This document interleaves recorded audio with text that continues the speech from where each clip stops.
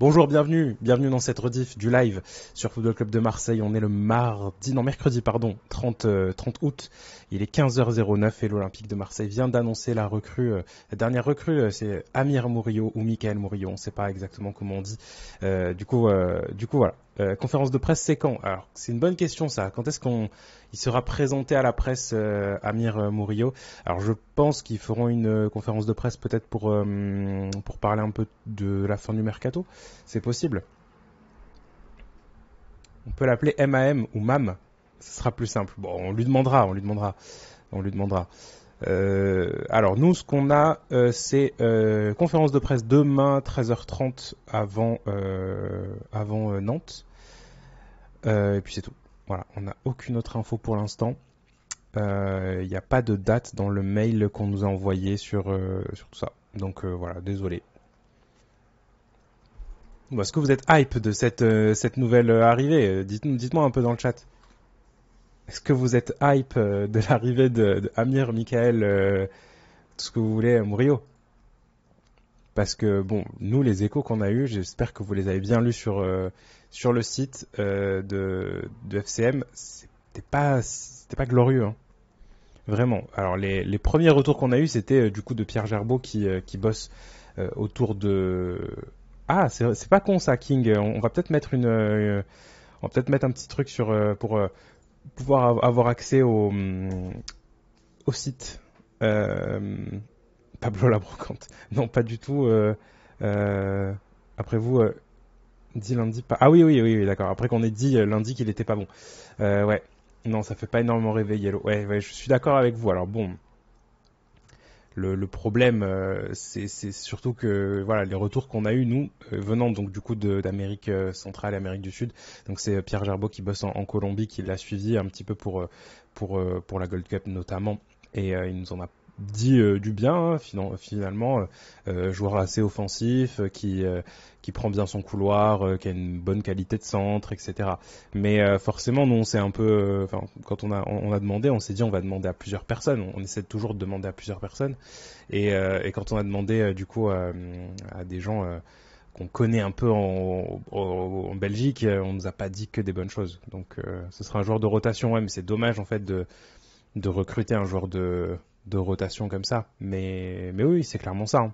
Après, c'est le genre de recrue que tu utilises pour reposer tes joueurs contre le TFC ou autre. Bah, en vrai, dans ce cas-là, prends un jeune, hein. Enfin, je comprends pas moi, l'idée de recruter un joueur pour faire ce genre de choses. Alors, il n'a pas coûté très cher, non. C'est l'action de King, justement. Il n'a pas coûté très très cher. Je crois que c'est autour des 2-3 millions d'euros.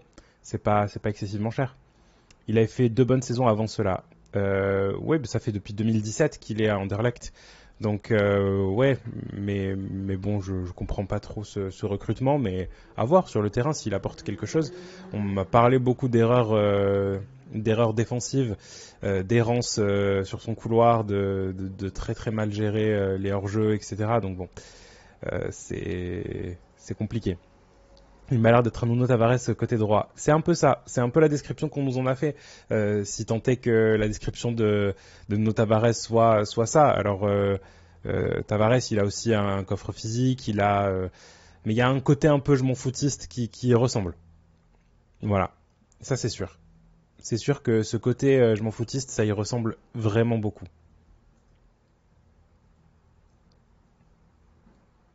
Bah, en Belgique, ça a été un peu une catastrophe. Ouais, ben voilà, c'est ça. Je suis étonné qu'on n'anticipe pas la CAN avec tous nos internationaux africains. Ben si, ça a été plutôt bien géré là quand on regarde l'effectif de l'OM. Justement, alors au début du mercato, on aurait peut-être pu se dire ça en se disant bon, ok, ça n'a pas été trop bien géré, machin. Mais là, en fait, est-ce que déjà Correa est ajouté? Oui, donc on va pouvoir regarder un petit peu l'effectif de l'OM. Je vais vous montrer la scène. Hop, non, ils veulent m'envoyer des notifications, c'est hors de question. Tac.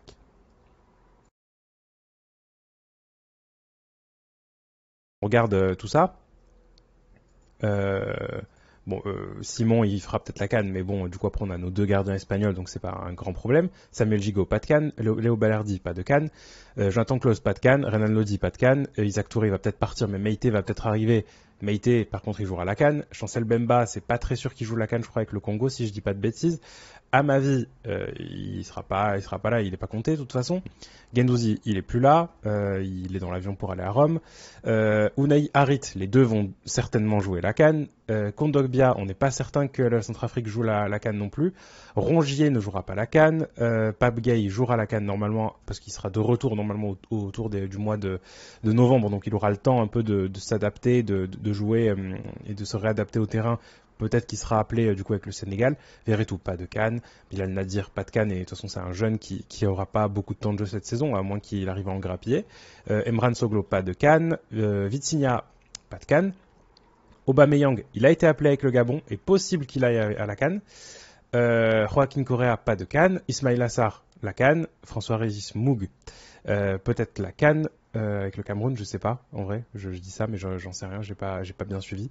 Iliman Ndiaye, normalement, je devrais jouer à la CAN, donc en vrai, ça fait quelques joueurs, mais je pense que tu as moyen de faire un vrai bon 11 sans joueurs qui partent à la CAN, surtout avec Correa qui est arrivé. Ça te fait un vrai renfort à ce niveau-là. Vitinha qui devient vraiment de plus en plus intéressant. Soglo, tu sais aussi que tu peux le jouer à plusieurs postes, donc c'est plutôt pas mal. Après, tu as aussi des joueurs qui vont aller jusqu'au bout et d'autres qui vont pas aller jusqu'au bout. Donc Centrafrique, je suis pas sûr qu'ils aillent au bout. Le Congo non plus. Oui, Mug il est sélectionné, mais est-ce que le Cameroun va jouer la CAN? C'est ça que je me demandais. Ouais, mais alors je comprends Lico Dingo. En attaque, on sera léger. Vitinha, Correa, ici se pète, on est mal. Je suis d'accord. Mais le truc, c'est que si un des deux se pète, c'est pas non plus pour toute la saison, tu vois. Ça reste 6 matchs. Et t'as 6 matchs en plus où c'est pas non plus les matchs les plus importants. Congo peut faire quart, mais pas plus, je pense. Ouais, voilà, donc ça ferait déjà en fait que 2 matchs ou 3 matchs, en fait. Au pire, on les perd 2 semaines. Voilà, en fait, c'est ça, c'est qu'on les perd pas enfin pas sur beaucoup de temps. Et alors, si ça avait été plus de joueurs que ça, j'aurais été plus inquiet. Mais là, maintenant, avec le recrutement qui a été fait, je trouve qu'ils ont plutôt bien géré ça. Donc à voir. Et puis, en plus, si tu rajoutes Murillo à droite, qui peut potentiellement jouer un peu plus haut aussi sur le terrain, ben voilà, ça te fait quand même des solutions. Et puis, on n'arrête pas de nous répéter que le mercato n'est pas fini. Donc, on va voir ça. Ah oui, Kit qui est du Congo aussi. Donc, qui on peut aller au demi. Il a fin il a fin de Cannes, Kit.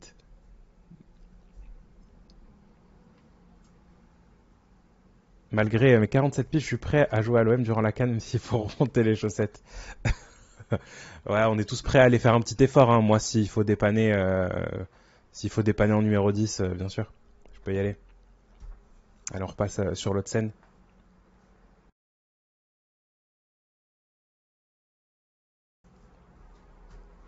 Donc, vous n'êtes pas rassuré sur cette fin de mercato, en fait. Par contre, je crois pas trop à une dinguerie sur le mercato d'ici demain. Peut-être un défenseur central, mais sans rumeur. Je serais très étonné. Ribalta a dit qu'il adorait ça. Donc, faut savoir. Ribalta, il a dit j'adore quand on fait un recrutement et que le nom n'est jamais sorti. Alors, il a dû se régaler avec Luis Suarez, mais bon, ça n'a pas vraiment fonctionné. Il nous faut un gardien. Non, mais ça je pense que c'est vraiment mort, XTM. Je pense que c'est vraiment mort. Luis Suarez.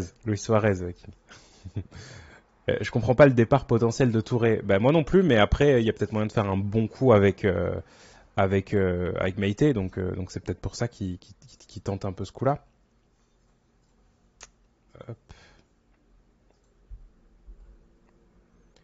Attendez. Euh,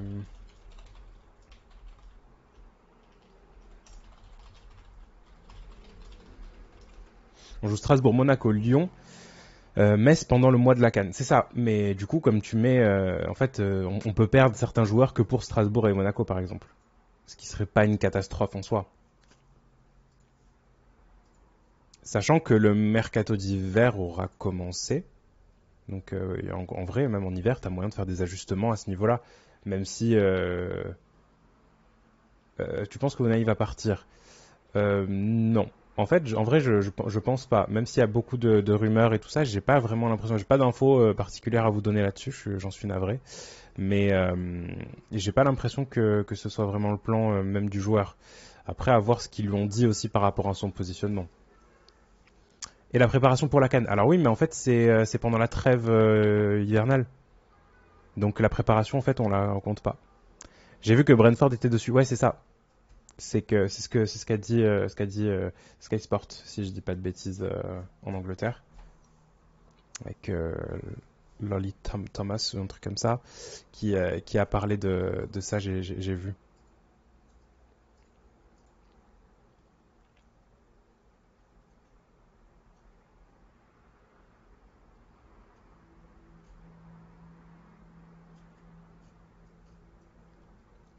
Comment tu trouves la progression de Dieng à Lorient? J'ai pas vu le dernier match, je vous avoue. De toute façon, il est blessé là. Moi, je trouve ça un peu dommage. Ah si, pardon, je l'ai vu le dernier match. Qu'est-ce que je raconte contre Lille? Mais le dernier match où il était. Bon, c'est ça que je voulais dire le plus tôt. Donc ouais, c'est le match contre Nice où il est rentré. C'est ça? Oui, c'est ça. Oui, il sort, pardon. Oui, il est titulaire et il sort. Mais bon, bah ça a pas l'air top son évolution à Lorient. Là, j'ai pas suivi un peu les dossiers, je vous avoue. J'ai pas trop regardé ce qui s'est passé sur les dernières journées, mais bon. J'ai écrit vraiment Lorient foot pour avoir les résultats des derniers matchs, etc. et pouvoir parler. Et ils m'ont sorti une photo de Guendouzi à l'époque, tout de suite. Donc voilà, mon ordi est OM, c'est terminé. On annonce Isaac Touré à Lorient pour un prêt avec un joueur de Lorient. Est-ce que ça va se faire? Bah, je sais pas si ça va se faire, mais en tout cas, oui, Meïté, je suis vraiment désolé, j'ai un peu la voix enrouée.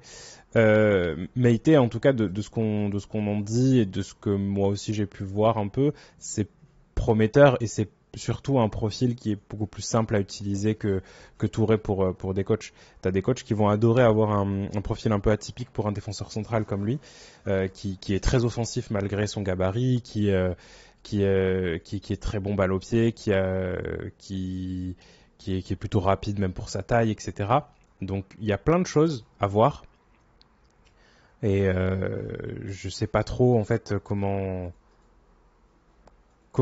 certains coachs peuvent se dire oui c'est pas forcément un joueur que j'ai envie d'utiliser, etc. Parce que bon oui 2,06 m c'est particulier mais ça va. Donc moi je pense qu'il aurait dû avoir sa chance un peu plus avec Tudor déjà.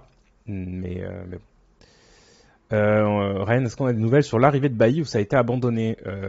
Non, il n'y a pas forcément de nouvelles. Je sais que Marcelino avait dit qu'il ne voulait pas en parler et qu'il attendait la fin du mercato. Donc c'était pas un vrai démenti. Donc je sais pas.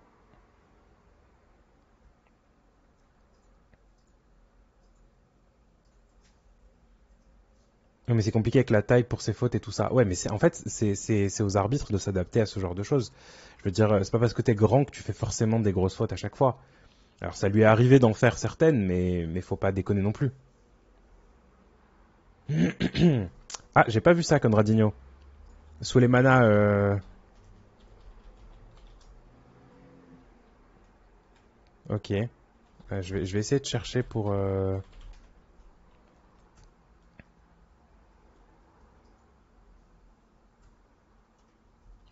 Ah ouais, j'avais vraiment pas vu ce truc-là de Souleymana.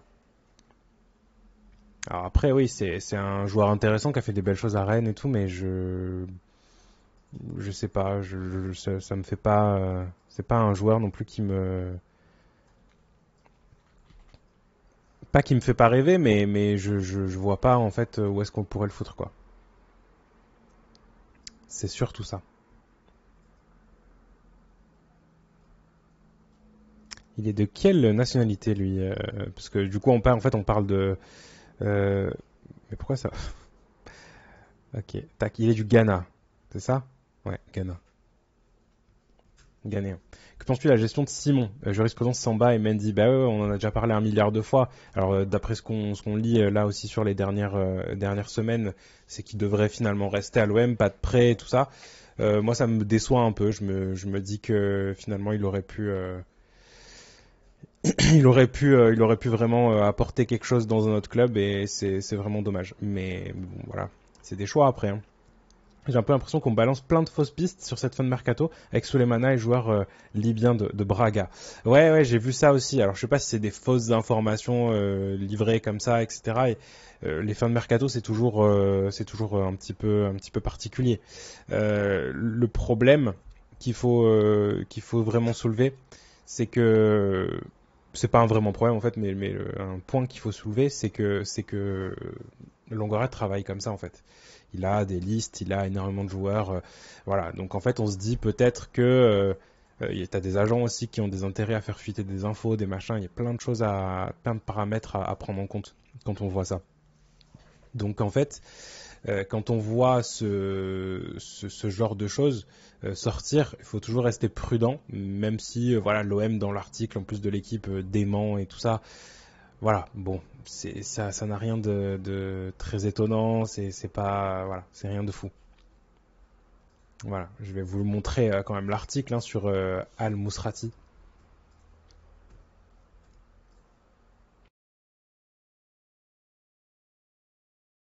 Al Moussatri, Mousrati, pardon. Je vais avoir du mal.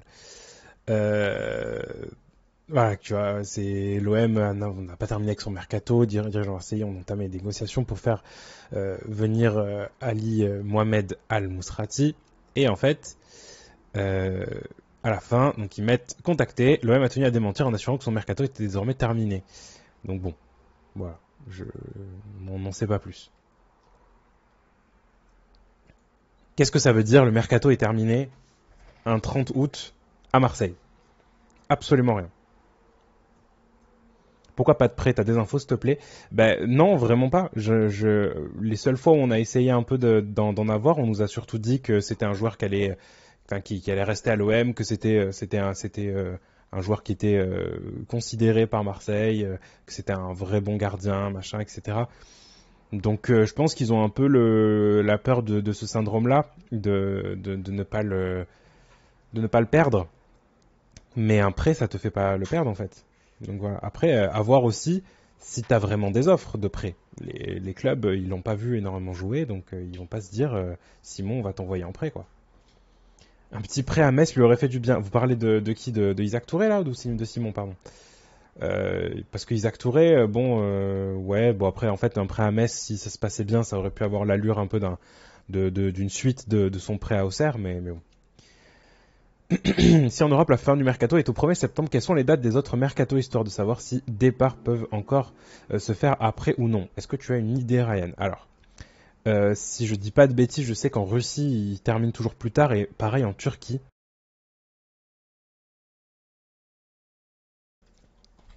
Je vais juste taper fin du mercato Arabie Saoudite parce que c'est là-bas que ça nous intéresse. C'est le 7 septembre en Arabie Saoudite. Donc déjà, t'as le 7 septembre pour Ah super, merci beaucoup Lico Dingo. Donc là en fait, ce que Lico Dingo nous a envoyé, incroyable, merci beaucoup à toi.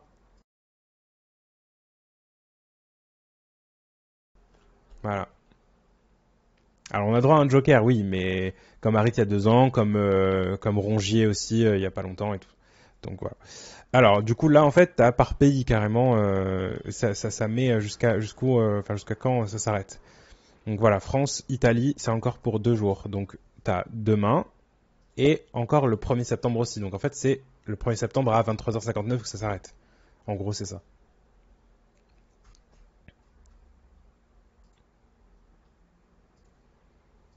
Tac, je vais enlever juste la pub. Euh, Après, voilà, donc bon, il y a les championnats croates, etc. Bon, l'Angleterre c'est pareil que nous, l'Ukraine, machin et tout. Donc là, le championnat suisse, 8 jours. Est-ce que vous croyez vraiment qu'il y a un club suisse qui va venir débarquer pour la Belgique aussi, pareil, une semaine. Croatie, la Russie, comme je disais tout à l'heure, le Maroc. En fait, après, c'est que des championnats, sans vouloir leur faire offense, des championnats mineurs, à part l'Arabie Saoudite qui est en émergence. Mais sinon, le reste, voilà, c'est quand même des championnats très très très mineurs qui font qu'ils pourront pas aller piocher dans nos équipes, quoi.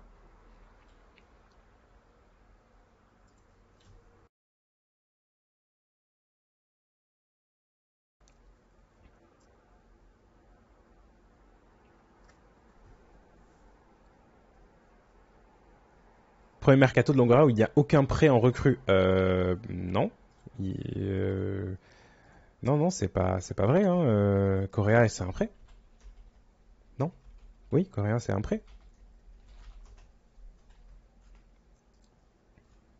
Alors, Correa, c'est un prêt. Alors, je vais juste essayer de trouver ça rapidement. Voilà. Correa, c'est un prêt payant en plus. Donc, mais bon, après, c'est un prêt avec option d'achat. Donc, peut-être que tu parlais de prêt sec. Alors, les prêts secs, de toute façon, on en avait fait enfin, on avait fait très peu il y a pas longtemps. Euh, on a fait quoi? On avait fait Tavares, Bailly, mais Bailly, en fait, il y avait une clause, mais elle n'a pas été levée. Et ça peut être la même chose avec Correa. Hein. Mais sinon, après le reste, ouais, tu lâches 17 millions sur NDI, tu lâches 13 millions sur Sarr, 13 millions sur Renan Lodi, tu vends Malinowski. En fait, tu vends Malinowski, mais tu lèves son option d'achat aussi, si je dis pas de bêtises. Mais non, non, enfin lui, il est parti aussi en prêt avec option d'achat, pareil. Kondogbia, c'est 8 millions. Voilà. Bon, après, il y a eu du coup Michael Murillo là qui vient d'arriver. Non, ouais, c'est vrai qu'il n'y a pas trop de. Il y a un peu moins de prêts. Alors, de toute façon, il l'a dit. Il en a parlé. Il en a parlé. Oui, Saliba aussi, bien sûr. Mais Saliba, c'était pas la saison dernière. Moi, je parlais de la saison dernière. Euh, mais après, il en a parlé aussi en conférence de presse en disant qu'il était obligé de faire un peu du bricolage. Ce qui est normal parce que, en fait, à un certain moment, financièrement, on n'était pas au même stade que maintenant. Donc maintenant, on peut se permettre d'acheter des joueurs et de mettre tout ça, etc. Mais avant, c'était pas le cas.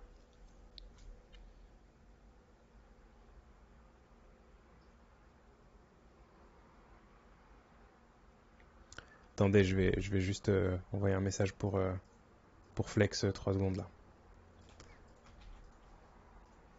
Je vais faire une petite blague. Hop, je vais dire désolé, je peux pas te parler. Je suis en live. Et j'envoie le lien. Comme ça, moi, ça fait un viewer en plus. J'espère que cette personne va rejoindre très très vite. Un pote de l'Inter m'a dit qu'il est bon, mais se blesse souvent et se fait pas assez mal sur le terrain. Ah, d'accord. Correa. Mais c'est bien d'avoir un peu des retours aussi sur Correa, parce que là, c'est bien d'avoir des retours sur Correa. Parce que Parce qu'en vrai, oui, c'est super intéressant parce que les premiers retours que nous on a eu d'Italie aussi, c'est un peu ce genre-là. Surtout le fait de pas assez se faire mal sur le terrain, d'être comment dire, en fait de pas avoir assez de hargne sur le terrain. Donc c'est ça le problème en fait.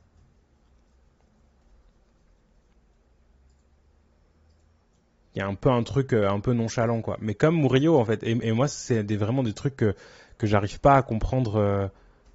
Comment est-ce qu'on peut recruter des joueurs comme ça avec des attitudes comme ça. Alors oui, Iden, mais en fait le truc c'est qu'à la Lazio, il est bon, même plutôt vraiment bon à la Lazio, mais après il se blesse. Donc en fait nous on récupère un joueur qui est déjà amoindri physiquement. Donc c'est ça qu'il faut voir aussi. Dans le 4-2-4, nos deux milieux récupérateurs sont trop seuls. J'espère que Correa, il prendra sa part en défense. Bah ouais, mais non, justement, c'est pas trop le genre de message qu'on nous donne, Nvidia, sur le profil de Correa.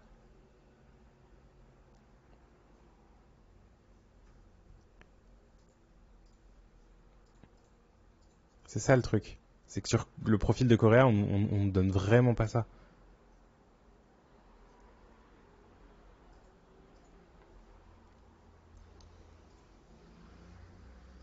Mais il a quand même joué un minimum à l'Inter, une blessure, ça ne restera pas non plus 50 ans. Mais non, mais si, en fait, ça dépend toujours des blessures que tu te fais, mais parfois t'amoindrit vraiment. Et je vais citer un joueur, peut-être que certains vont m'engueuler un peu dans le chat, mais en vrai, tu vois Thauvin avant blessure, après blessure, c'est plus le même joueur, c'est plus le même gars. Parce qu'il joue avec la peur, parce qu'il s'est jamais remis vraiment de sa blessure, etc.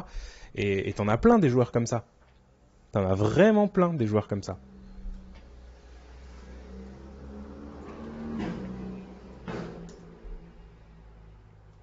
Bonjour, et pourquoi pas faire un dernier coup, un bon coup sur un bon gardien? Ben, parce que là, on a un peu cette période où on est en fixette sur notre ami Paul Lopez, à juste titre, parce qu'il n'a pas fait que des bonnes choses. Mais le problème, c'est qu'à l'OM, ils n'ont pas vraiment ce genre de discours, en fait. Ils s'en foutent totalement du poste de gardien. Ils vont pas, je pense pas que le projet ce soit d'aller tenter de récupérer un gardien de but. Là, ils ont récupéré Blanco en doublure. Lui, il a l'air d'accepter cette situation. Après, pourquoi pas lui donner un peu plus de temps de jeu si vraiment Paul Lopez fait de la merde, mais c'est pas le projet. Franchement, le truc sur les gardiens de but, c'est très particulier, hein. C'est très très particulier comme dossier. J'ai vraiment tout le temps des messages sur ce genre de choses en me disant il faut aller recruter un gardien, etc. Juste parce qu'il a fait des bourdes. Alors il en a fait, hein. Il fait il fait vraiment des mauvais. Enfin, il a fait vraiment des mauvais matchs, un mauvais début de saison. Mais bon, c'est un poste particulier. Ils ont fait le choix aussi d'écarter Mandanda à un moment. Ça a été aussi le choix de prendre Paul Lopez à ce moment-là. Donc voilà, je sais pas quoi vous dire.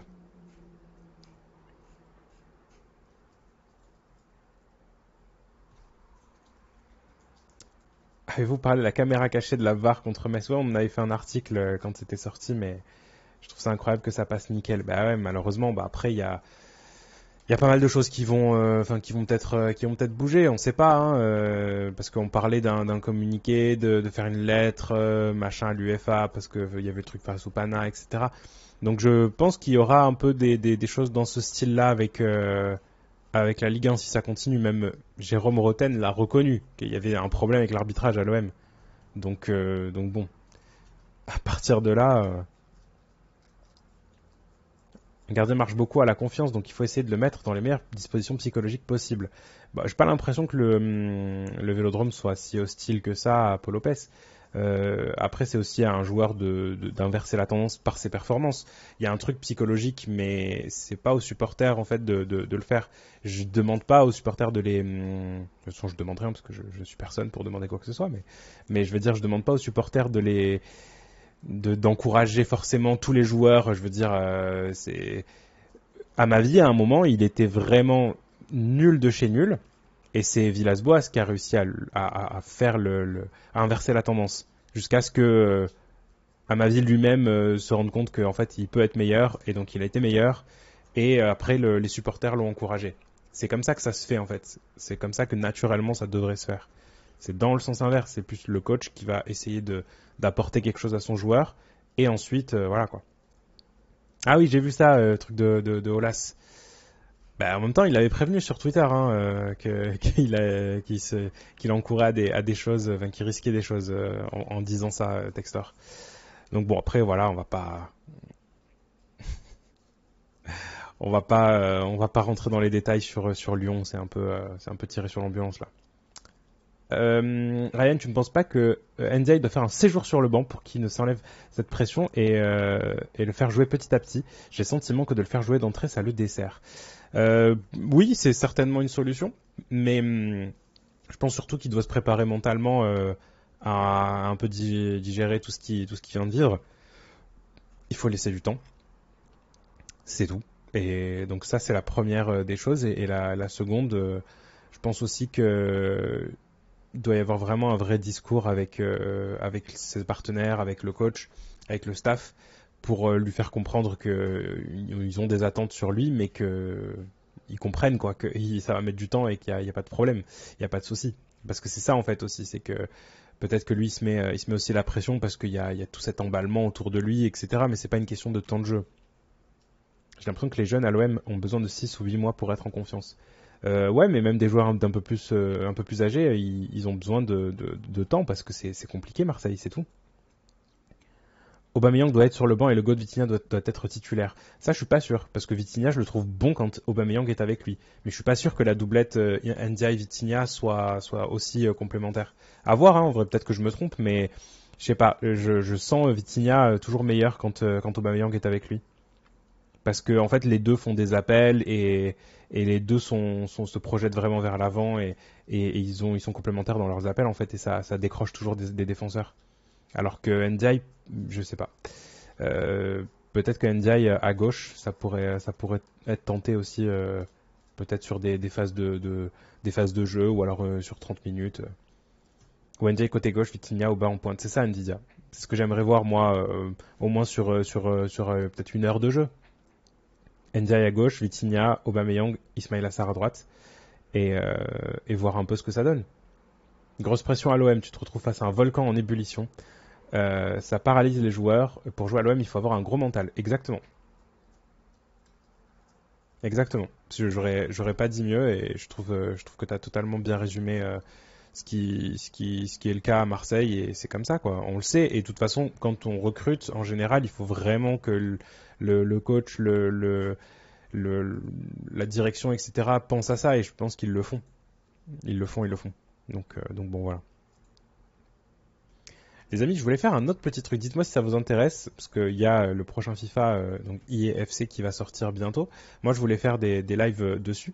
Mais est-ce qu'on pourrait pas aussi se pencher sur les cartes des joueurs de l'OM? Ça permettrait un petit peu de faire un tour d'horizon aussi des joueurs de l'OM d'en discuter un petit peu, donc de faire toutes leurs statistiques, etc. Donc dites-moi si ça vous chauffe. Permettra un petit peu de parler aussi des saisons qu'ils ont faites, etc. Bon, allez, je vous sens chaud, donc let's go. Pourquoi, à ton avis, les joueurs n'arrivent pas à resserrer les lignes? Les attaquants sont trop loin des milieux. Mais ça, c'est la mise en place encore de la tactique de Marcelino. C'est qu'ils n'ont pas encore tout en tête. Et ils n'ont pas les automatismes. Mais c'est vrai qu'il y a beaucoup d'espace. Au milieu de terrain, c'est terrible.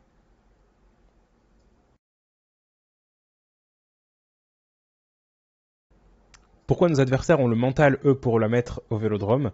Pas un peu facile cette excuse. Alors, pourquoi est-ce que au vélodrome c'est beaucoup plus facile pour quand t'es adversaire? Parce qu'en fait, toute cette hype qu'il y a autour, etc., tu te dis, moi, en fait, j'ai rien à perdre. Moi, je viens, au pire, si je perds, entre guillemets, c'est normal. Voilà. Donc, en fait, c'est surtout ça.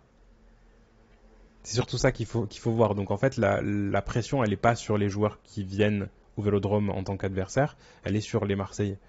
Et donc c'est un peu plus compliqué. Alors, très bien. Alors j'ai vu qu'il y avait certains qui disaient 87 en vitesse. Oui, doucement. C'est la carte de l'année dernière, ça en fait. Donc du coup, c'est pour ça que c'est comme ça. Donc du coup là, on va déjà essayer de changer ça. On va remettre Ligue 1. Ça c'est bon, on n'a pas besoin de changer. Et on va mettre OM. Donc déjà la carte elle va ressembler à ça. Bon, la photo je la change pas. Ça fait un peu long. 87 en vitesse, je pense que c'est un peu beaucoup là. Il a Allez, on va mettre 84 parce que c'est un joueur qui a quand même. Non, 80 vous abusez. Mais je pense que c'est un joueur quand même qui a toujours de la vitesse, mais au niveau de l'accélération, il a un peu du mal à partir quoi. Je vois rien sur le tel. Je suis désolé. Est-ce que si je zoome comme ça va? Bon, on va mettre 84, je pense. Après, en tir, en finition parce qu'avec tout ce qu'il a loupé. Alors, il faut pas voir ça comme ça en fait, parce que la plupart des joueurs en fait, ils vont pas avoir des baisses monstrueuses. C'est sûr que là, sur ce qu'on a vu sur le début de saison, bon, tu lui mettrais pas plus de 70 quoi. Mais bon, là, en fait, ouais, allez, on va dire 82. Voilà, parce que déjà le général, 85, il les gardera pas. Peut-être 83. Je vois bien un petit 83 moi. Je le vois pas passer en nom rare non plus. Je le vois quand même rester comme ça. Mais voilà, 82. Là, les passes, bon, 74. Allez, on va laisser comme ça. Le dribble peut-être baisser, peut-être un peu à 77. La défense, ça va pas trop bouger. Peut-être le physique. Alors, je sais que le physique, ça compte aussi l'endurance, etc. Il y a plein de petites choses à voir. Donc, peut-être que ça va baisser un peu le physique. Peut-être, ouais, 62, allez. Voilà. Est-ce que vous êtes d'accord avec cette petite carte d'Aubameyang? Physique, j'aurais mis 66. Ouais, bah après, en fait, le truc, c'est que c'est l'endurance qui va beaucoup baisser, je pense. Physiquement, le mec est beau, je mets 75. Ouais, mais la vitesse, non. Ah bah ouais, mais la vitesse, je vous assure qu'il aura pas moins que ça, hein. Parce qu'Aubameyang, c'est un profil quand même de joueur qui a toujours été connu pour sa pointe de vitesse et tout ça. Là, c'est vrai qu'il l'a un petit peu perdu, mais tu peux pas tout lui enlever d'un coup, quoi. Le jeu fonctionne pas comme ça. Bon, allez, 62, c'est faible. Allez, je mets 65. Voilà. Non, quand même pas. Je pense pas, Autruche. Truche électrique qui dit vu qu'il a fait une saison blanche, c'est pas improbable qu'il ait une note de 80 pas plus. Dans le dernier match du mode de carrière, il a été nerf à 81 cette année. Ouais, mais parce qu'il jouait plus du tout. Là, il reprend quand même un nouveau club où il a une place quasiment titulaire, etc. Donc c'est un peu différent. Je pense pas que oui, c'est vrai que sur le mode carrière, parfois ils font des choses comme ça, mais là, ce sera pas forcément le cas, je pense.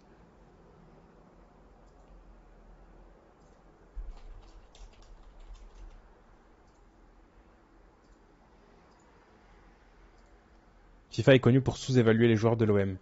Je pense que les supporters de l'OM sont connus pour surévaluer les joueurs de l'OM et que sur FIFA en général, bah, il faut aussi comparer avec les autres joueurs des autres championnats et qu'il faut se rendre à l'évidence qu'un Aubameyang qui peut pas, même si c'est l'un de nos plus gros joueurs, il peut pas avoir une note de fou quoi. Alors, Iliman Ndiaye, je pense que ça va être la carte la plus intéressante à aller faire. Alors attendez, parce que là du coup, c'est quoi cette version? Non, voilà, on va faire ça. On va bien garder l'OM et la Ligue 1. Est-ce que on peut faire ça ou ah, il faut l'enlever pour le remettre. Oh, quel enfer. Ok. Donc on va faire ça à chaque joueur. Ok. Alors 74, c'était une carte spéciale de NDI, c'est ça? Parce que sinon Iliman NDI il a 69. Ça c'était une carte un peu spéciale. Donc on va pas se baser sur celle-là parce que là tout ça c'est un peu abusé. Alors je pense comme Alex, parce que du coup, s'il avait 69, il va pas avoir 77 ou machin. Il était en argent, machin. Je pense qu'il va être tout juste à 75-76. Par contre, je pense que ça va être une carte ultra intéressante à jouer pour nous, parce que ça va avoir de la vitesse, ça va avoir du dribble, ça va avoir un peu de frappe. Moi, je vois bien un 89 en vitesse, parce que vraiment, c'est un joueur qui est rapide. On s'en rend pas peut-être pas beaucoup compte parce que nous, on le voit beaucoup dans l'axe, mais c'est un joueur qui a vraiment une belle pointe de vitesse. Par contre, en tir, allez, on va aller sur du 72, 73. On va pas aller plus loin que ça. Pareil pour les passes. Il va peut-être avoir un moins de 80 en tout cas, donc peut-être un petit 77, c'est pas mal. Pour évaluer les joueurs à leur popularité, surtout quand tu vois un Bounou bloqué à 84 ou Son qui se prend un moins 3 cette année par exemple, il note pour les Yankees, pour que les Yankees soient contents. Ah mais ça oui, clairement. 10 en physique. Non, pas 10 en physique, mais en vrai, tu vois, je sais pas combien il avait là sur l'autre, mais je sais pas, je lui mettrais pareil dans les 65, tu vois. Par contre, en dribble là, ça va peut-être taper dans du 83, 82, voilà. Je pense que celle-là, cette petite carte, ouais, 80, 80, vous pensez? Ouais, allez, Iden, on va t'écouter. 80, 80 en dribble. Voilà. Ben moi, je la trouve pas mal cette petite carte. Non, peut-être un 65 parce que bon après c'est vrai que là depuis le début de la saison quasiment à l'heure de jeu il sort parce qu'il est mort donc au niveau d'endurance c'est pas fou. Au niveau de la force aussi il va peut-être prendre un petit coup mais voilà. C'est moi je la trouve pas mal cette petite carte. Je pense qu'elle serait intéressante à jouer en numéro 10 ou en deuxième attaquant justement. Donc peut-être en AT du coup comme ça. Enfin, en CF en anglais du coup. Moi je la trouve pas mal cette petite carte. 55 en endurance, non quand même pas. Je pense qu'il aura autour peut-être des 70-75. Trop de crampes. Bah ouais, mais bon. Alors il avait dit j'ai eu une semaine compliquée avec pas mal d'avions, etc. Donc on va lui excuser. Il n'y a pas les gold normales parce que je suis pas sûr qu'ils soient hors rare, mais bon. 97 en pain au chocolat. Mais vous êtes vraiment des enfoirés. Hein. 89 en bouteille d'eau. Est-ce qu'on peut pas mettre un truc Titi aussi? Parce que c'est Titi qui donne les bouteilles d'eau et les pains au chocolat, donc peut-être qu'on peut mettre une note Titi, je sais pas. Soutenez Mourad pour l'amour du foot. Mais oui, bien sûr. On soutient Mourad, vous verrez tout à l'heure qu'il y aura un joli petit soutien à Mourad d'ailleurs. Qui est-ce qu'on peut faire? Reynald Lodi. Je sais pas, on fait un peu, peu importe les postes là, on se met vraiment, on fait n'importe quoi, mais bon, ça peut. Non, du coup, on avait dit OM.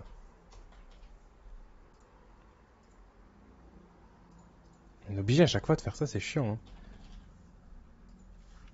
Ok, alors, petit raid à la fin, c'est possible. C'est possible, c'est possible. Lodi, c'est une belle surprise. Quel pied gauche. Exactement, c'est pour ça qu'en passe, on va peut-être un peu l'augmenter. Moi, 76, je trouve ça un peu dommage. Je mettrais peut-être un petit 78. Physique, ça devrait rester comme ça. La défense, je l'ai trouvé bon aussi, hein, moi, depuis le début. Après, à Nottingham, il n'a pas forcément fait une saison exceptionnelle. Donc, il y a moyen qu'il soit un peu baissé. Et surtout, n'oubliez pas, c'est un joueur qui quitte la première ligue. Donc, pour FIFA, c'est terrible. C'est un crime. Donc certainement, je pense qu'ils vont le baisser. Il y aura peut-être 80 de vitesse, peut-être les 80 de dribble, il va les garder. Surtout 4 étoiles geste technique, Renan Lodi, donc c'est super intéressant à jouer sur le côté. Voilà, je pense que ça a pas beaucoup changé. Peut-être que là, ce sera 77-78 en général. Mais très bon joueur à l'OM et je pense il va réussir, il va faire de belles choses. Et puis en plus, nous, on nous en a parlé un peu au Brésil avec Demetrius Ferreira qui nous avait dit pas mal de choses, donc c'était cool. Voilà, bon, je pense que ce sera dans ces eaux-là. Klaus. Alors Klaus, c'est une des rares cartes que j'ai faites tout seul. Du coup là, il va pas rester en piston, mais voilà, comme ça. C'est une des rares cartes que j'ai faites tout seul pour tester un peu, pour voir un peu les visuels, etc. Je pense il va up. Il va être à 82.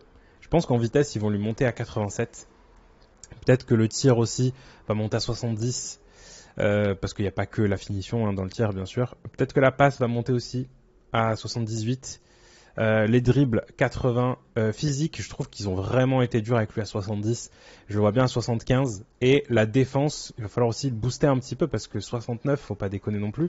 Peut-être un 73. Voilà. Et de là déjà, elle est un peu plus équilibrée. On se dit que là, c'est un peu plus jouable. Klaus en vitesse, il est vraiment bon hein, à l'OM là. Hein. Il bouffe son couloir et surtout en termes d'endurance, le mec il enchaîne des matchs depuis le début de la saison. On a eu des semaines avec 2 matchs dans la semaine, etc. 2 ou 3 matchs. Il joue hein, et il est là. Hein. Klaus c'est 87 en boîte de nuit, mais sinon 81 sur un terrain de foot. Non, arrêtez. Arrêtez. Klaus, il a vraiment fait un super début de saison. Il s'est remis dans sa tête. Il le mettrait DD ou DLD? Ben moi, je le vois bien DD, justement. Voilà, comme ça. Belle surprise défensivement. Ben c'est ça, nous, on s'était posé la question de est-ce qu'il va réussir à avoir le coffre physique et aussi défensivement, mais finalement, il a vraiment réussi, quoi. Alors, quitte, je sais pas si Kondogbia sera là, mais c'est bien, on va faire sa carte, du coup. Je sais pas s'il sera là face au PSG. Les dernières infos justement c'était un peu plus rassurant apparemment parce que Karim Attab expliquait que ça allait être 6 semaines. Apparemment ce sera un peu moins. Il devrait être peut-être là pour la reprise. Voilà donc on va voir ça. Alors là il a 82. Forcément il quitte un gros club qui est l'Atlético Madrid. Donc peut-être que ça va baisser un peu. Niveau de la vitesse, peut-être ça sera pas touché, en vrai. Je pense pas. Niveau du tir, ça risque pas non plus. Ou peut-être aller dans un petit moins un. Voilà. Peut-être qu'au niveau de la passe, ça va peut-être être un petit moins un aussi. Voilà. Je vois un truc un peu dans ce style-là, vraiment pas. Voilà, peut-être là aussi 75. Là, en défensif, peut-être passer à 79 et en physique, peut-être passer à 85. Et en fait, malgré ça, ça reste une carte plutôt pas mal. Désolé, mais Kondogbia n'a rien montré sur ce début de saison. Ouais, mais en fait, on compte aussi la fin de saison dernière.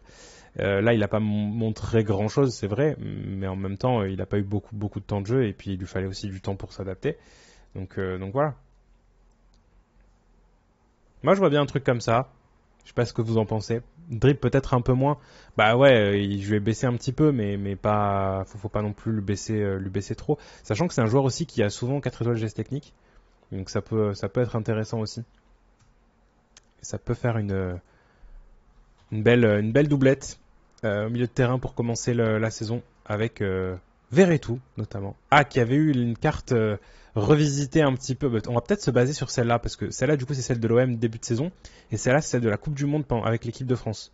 Et donc c'était un peu un remake déjà. Donc peut-être qu'on va se baser sur celle-là et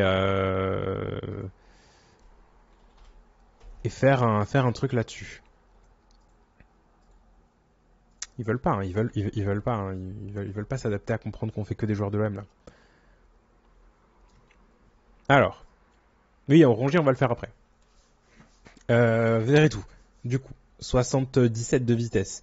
Ça me paraît un peu gros quand même, hein, 75 peut-être. On va peut-être baisser un coup. En tir, ça va. Parce qu'il a vraiment une belle patte droite. Je sais pas si on dit patte droite, mais ça me faisait rire de le dire. 80 peut-être en passe, parce que c'est quand même un joueur qui perd pas beaucoup de ballons. En dribble, on va peut-être le baisser à 79. Peut-être qu'en défense aussi ça va rester comme ça. Et probablement que le physique ce sera 79 aussi. Donc voilà, je vois bien un petit truc comme ça avec un 80 en général. Pas 81. Voilà, dites-moi ce que vous en pensez. Ah, donc tu penses que sa note va baisser encore, Alexis? Bon, je pense pas, il a fait quand même une saison complète à l'OM. Hein.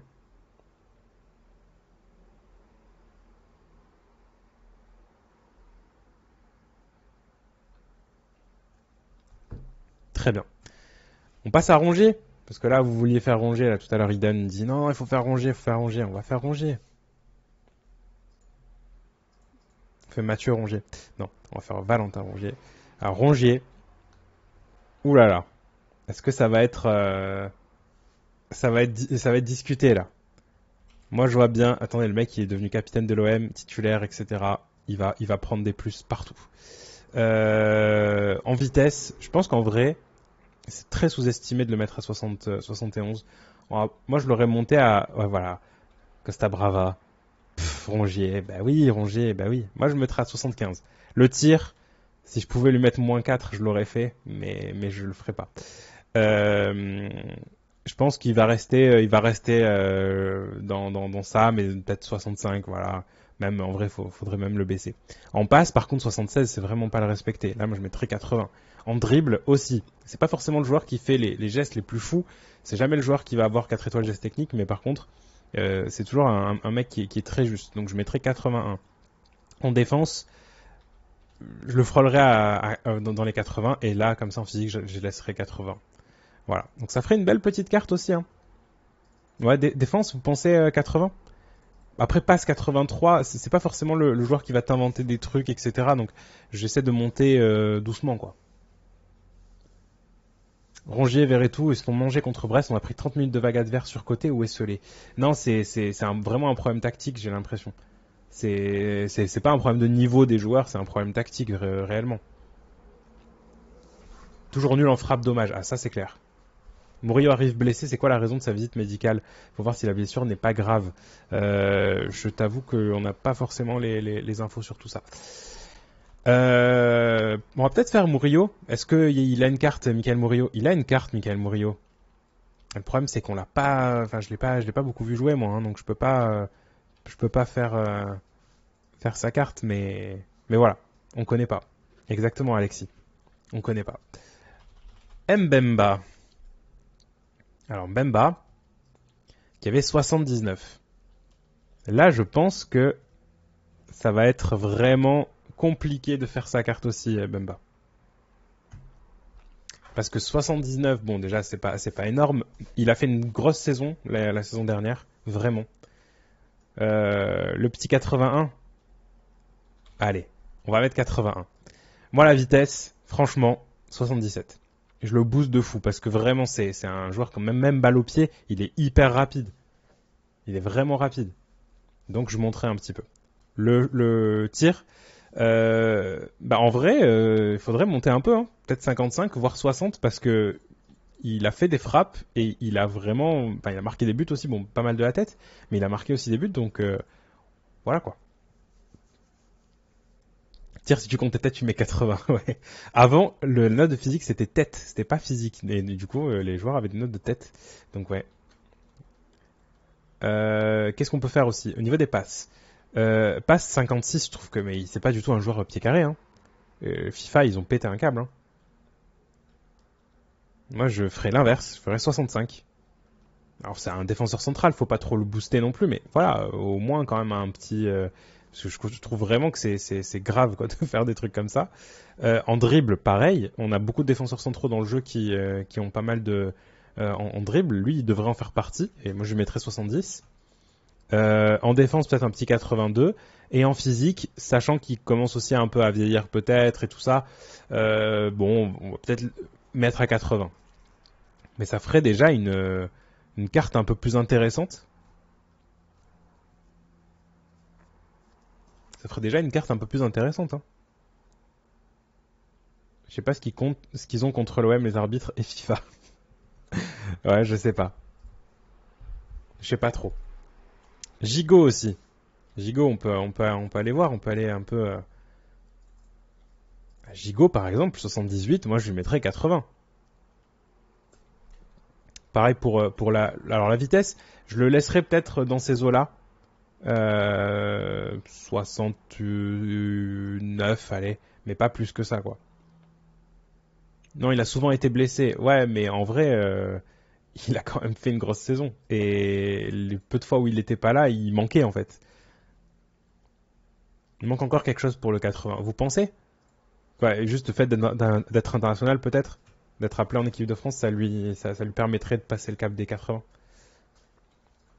Bon, le shoot pour l'instant, je pense que c'est pas la peine de s'y attarder trop. 65 en passe. Voilà, vous voyez, quand on voit Gigot qui a 65 en passe et Mbemba qui avait 56 tout à l'heure, c'est pas normal quoi.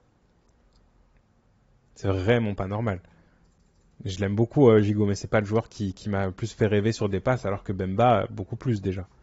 Donc peut-être que ce sera baissé à 62. Pareil pour le dribble, mais par contre en défense, il faut le monter quoi. 83 au moins et en physique 81.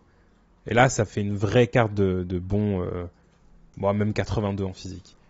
Là, ça fait vraiment une carte de bon gros défenseur central, de bon guerrier qui va aller te mettre l'impact physique dont tu as besoin pour aller chercher Haaland de la tête sur les corners. Et moi, je la trouve vraiment pas mal cette petite carte. J'aimerais bien en tout cas qu'elle ressemble à ça. Qui on peut faire, allez, pour terminer, parce que on va pas trop tarder là. Tac, attendez. On va pas trop tarder dans ce petit live. Mais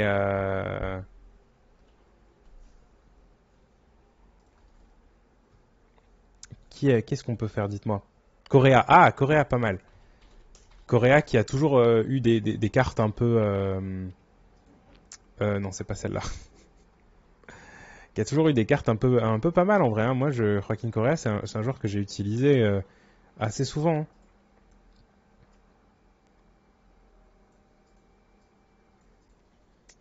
Je pense qu'il sera baissé un peu parce que Correa, il n'a pas beaucoup joué et en plus, donc il quitte l'Inter pour rejoindre l'OM. Voilà. Après, en termes de couleur, ça va faire une jolie carte parce que OM, Argentine, etc. Ça fait toujours des jolies cartes. Je me souviens que j'aimais bien avoir Benedetto. Je pense qu'il va être baissé. Peut-être pas 77, peut-être allez, 78. En fait, voilà, le problème c'est que 78, c'est que tout va être baissé, notamment la vitesse, peut-être 82, peut-être que le shoot va rester à 75 parce que ça reste quand même un attaquant. Par contre, il va passer en, je sais pas s'ils vont me mettre en left mid du coup. Voilà, au niveau de la passe, ça va être quasiment pareil. C'est peut-être au niveau du dribble aussi que ça va baisser à 82. La défense, on s'en fout un peu. Et peut-être le physique à 65. Voilà, ça donnera une petite carte sympa pour le début. Voilà, ça donnera une petite carte sympa pour les débuts, mais pas plus que ça. Qu'est-ce qui s'est passé avec Fabrizio Romano là? Je vais regarder vite fait.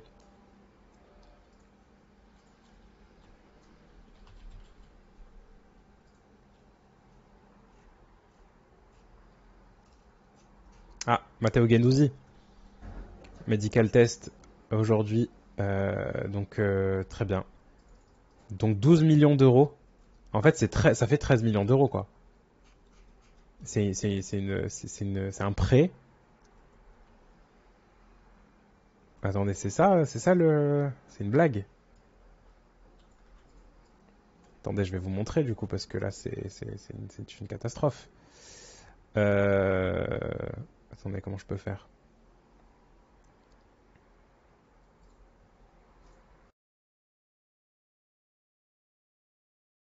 Juste une seconde. Bam bam. Tac. Ça arrive.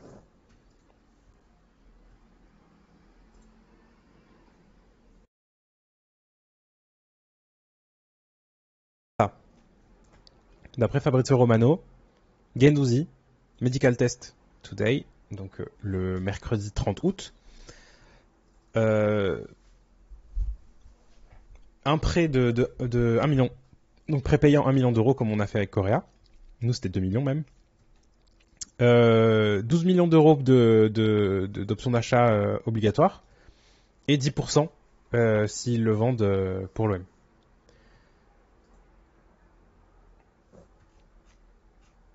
Plus 5 millions des bonus, mais il l'a pas mis. Ah bah, il l'a pas mis, non. Donc, s'il a pas mis, c'est qu'il a pas mis. Je les vois pas, moi, personnellement, les 5 millions de bonus. Ils sont où les 5 millions de bonus?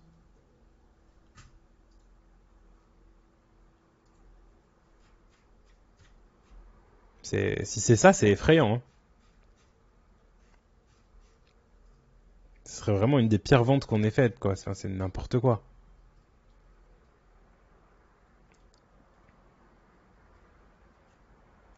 Non, non, il a pas répondu que.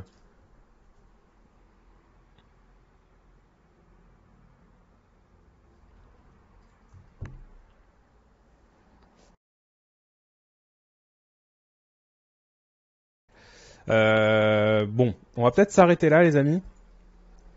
Je vous avoue que là, et en plus, avec cette info qui est sortie, ça veut dire que j'aurai encore du taf. Je vais vous laisser, mais s'il vous plaît, restez,